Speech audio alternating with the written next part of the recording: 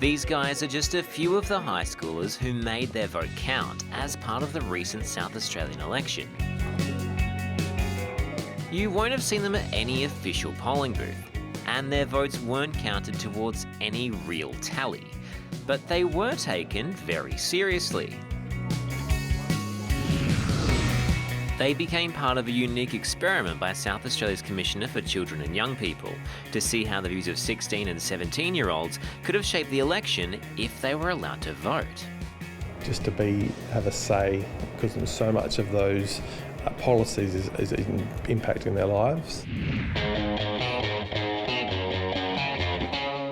There's a very real push for young people aged over 16 to have the right to vote in the future. Supporters of the idea say young people can pay taxes, so why shouldn't they have a say in how those taxes are spent? We have clearly different values and morals to the generations that have come before, and I think that the way things are changing now, especially with technology and media, that our opinions on global issues are very different from our parents or our grandparents. The South Australian election ended with the Liberal Party forming government. A massive thank you to the people of South Australia. But how does that compare to the youth vote?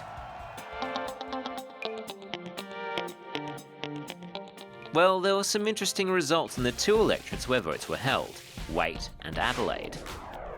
In Waite, 47.3% of first preference votes went to the Liberal Party. That's really similar to the official adult vote. But there was one big difference. Young people voted in much bigger numbers for the Greens than their adult counterparts did, more than doubling their first preference tally.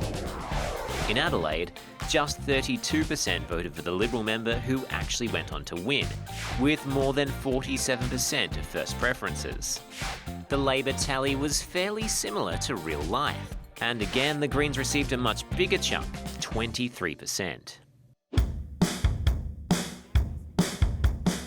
Now the experiment is over, many of these guys are looking forward to the day they can make their votes official. It's very important because we are the future at the end of the day. I have very strong opinions on how I think society should operate. But maybe they should change it to 17 instead of 18, because I just feel as though that 17-year-olds are mature enough to be able to do it. So who knows? If this momentum keeps building, you could have your voice heard much sooner than you think.